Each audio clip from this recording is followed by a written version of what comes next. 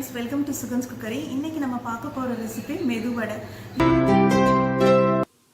நம்மளோட வடையெல்லாம் எவ்வளோ குண்டு குண்டா நல்லா புசு புசுன்னு, அதே சமயத்தில் எண்ணெய் எதுவும் குடிக்காமல் வெளியிலலாம் நல்லா மொறு மொறுன்னு உள்ளே ரொம்ப சாஃப்டாக வந்திருக்கு.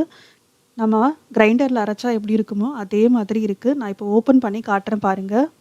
யூஸ்வலாக வடை மாவு மிக்சியில் அரைக்கும்போது வடை இந்த அளவுக்கு உங்களுக்கு லைட் வெயிட்டாக இல்லாமல் உள்ளே கனமாக இருக்கும். இதில் பாருங்கள் எவ்வளோ பஞ்சு போல் ரொம்ப சாஃப்டாக இருக்குது அப்படின்னு.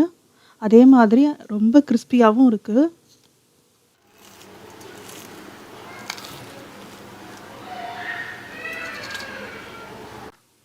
இப்போது மெதுவடை செய்கிறதுக்கு 1 கப்பு வெள்ளை உளுந்தை நல்லா அலசிட்டு 2 மணி நேரம் போல் ஊற வச்சு எடுத்து வச்சுருக்கிறேன். இதை தண்ணி இல்லாமல் வடிகட்டி எடுத்து வச்சுக்கலாம். இப்போ ஒரு மிக்ஸி ஜாரில் 2 பச்சை மிளகாய் சேர்த்துட்டு அதை நல்லா பல்ஸ் மோடில் ஒரு 2-3 முறை விட்டிங்கன்னா நல்லா திரியாக இந்த மாதிரி ஆகிடும். இந்த பச்சை மிளகாவை அரைக்கிறது ஆப்ஷனல் தான். நான் குழந்தைங்க வடை சாப்பிட போகிறாங்க அப்படிங்கிறதுனால நான் பச்சை மிளகாவை அரைச்சி சேர்க்குறேன். உங்களுக்கு வேணும்னா நீங்கள் டைரெக்டாக கட் பண்ணி கூட சேர்த்துக்கலாம். இப்போது நம்ம வடித்து வச்சுருந்தோம் இல்லையா உளுந்து, அதை 2 பேட்சாக யூஸ் பண்ணிக்கலாம். ஸோ பாதி உளுந்தை நான் இப்போ போட்டு அரைக்க போகிறேன். உளுந்து சேர்த்ததுக்கப்புறம் இதில் ஐஸ் கட்டி இருக்கு இல்லையா, ஐஸ் க்யூப்ஸு, அதை 2 நான் சேர்க்குறேன். நம்ம தண்ணி ஊற்றி அரைச்சோன்னா மிக்சியில் உளுந்து சூடாயிடும். இதுவே இந்த மாதிரி ஐஸ் கட்டி சேர்த்து நம்ம அரைச்சோன்னா மாவு சூடாகாது, நல்லா பூத்தும் வரும். ஸோ இப்போ பார்த்தீங்கன்னா மாவை நல்லா அரைச்சாச்சு, நல்லா கெட்டியாக இருக்குது பாருங்கள். கரெக்டாக அந்த 2 ஐஸ் க்யூப் போதும். அதே மாதிரி இன்னொரு முக்கியமான டிப்பு என்ன அப்படின்னு பார்த்தீங்கன்னா, நம்ம மிக்சியில் மாவை அரைக்கும்போது ஹை ஸ்பீடில் வச்சு அரைக்கக்கூடாது. இருக்கிறதுலே லோ ஸ்பீடு, அதாவது நம்பர் 1, அதில் வச்சு நீங்கள் பொறுமையாக மாவு அரைச்சா மட்டும்தான் மாவு சூடாகாது, மாவு நல்லா பூத்தும் வரும்.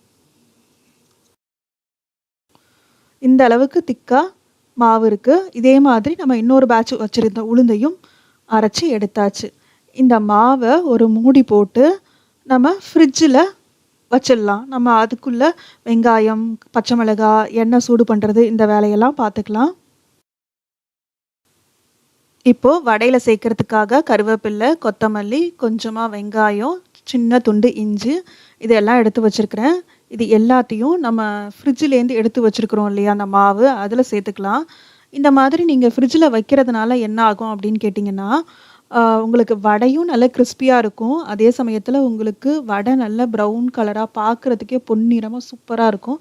அதுக்காக தான் நம்ம ஃப்ரிட்ஜில் வைக்கிறோம். இது ஆப்ஷனல் தான். உங்களுக்கு டைம் இருந்ததுன்னா வைங்க. ஒரு 10-20 நிமிஷம் வச்சா போதும், ரொம்ப நேரம் வைக்கணும்னு அவசியம் இல்லை. இப்போது இந்த வடைக்கு தேவையான உப்பு சேர்த்துட்டு இது எல்லாத்தையும் நல்லா மிக்ஸ் பண்ணிக்கலாம்.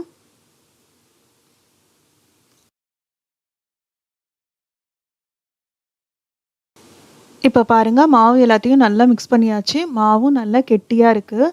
சப்போஸ் உங்களுக்கு மாவு கொஞ்சம் தண்ணியாக இருக்கிற மாதிரி இருக்குது, வடை தட்டுறதுக்கு வரலை அப்படின்னு நினச்சிங்கன்னா 1 ஸ்பூன் இல்லைனா 2 ஸ்பூன் உங்களுக்கு தேவைக்கேற்ப அரிசி மாவு சேர்த்திங்கன்னா உங்களோட மாவு நல்லா கெட்டியாகிடும். வடை செய்கிறதுக்கும் ரொம்ப ஈஸியாக இருக்கும். இப்போ வடை எப்படி தட்டுறதுன்னு பார்க்கலாம். நம்ம ஒவ்வொரு முறை வடை தட்டுறதுக்கு முன்னாடியும் நம்ம கையை தண்ணியில் நனைச்சிக்கணும். நனைச்சிட்டு இந்த மாதிரி மாவை அள்ளி ஓரத்தில் இருக்கிற எக்ஸ்ட்ரா மாவு எல்லாத்தையும் இப்படி தள்ளி நடுவில் கொண்டு வந்துடுங்க. வந்துட்டு நம்மளோட கட்டை விரலாட்டி ஒரு ஓட்டை, அவ்வளோதான். சூப்பராக நமக்கு ரவுண்டாக வடை கிடச்சிடும். இப்போது எண்ணெயை நல்லா சூடு பண்ணி வச்சாச்சு.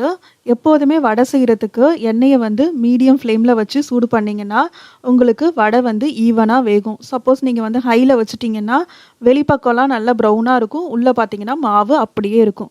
ஸோ நம்ம இதே மாதிரி வடையை ஒன்று ஒன்றா தட்டி உள்ளே போட்டுடலாம்.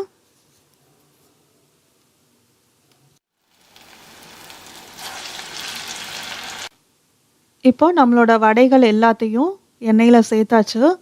இதை அப்பப்போ தேவைப்படும் போது ஒரு வடை கம்பி வச்சு திருப்பி விடுங்க. அப்போ தான் உங்களுக்கு 2 பக்கமும் ஒரே கலராக நல்லா ஈவனாக வெந்திருக்கும்.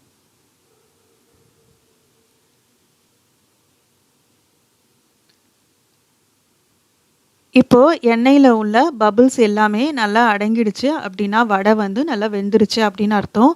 அதே மாதிரி நமக்கு வடையும் நல்லா பொன்னிறமாக செவந்துட்டு இந்த டைமில் நம்ம வடை எல்லாத்தையும் எடுத்துடலாம்.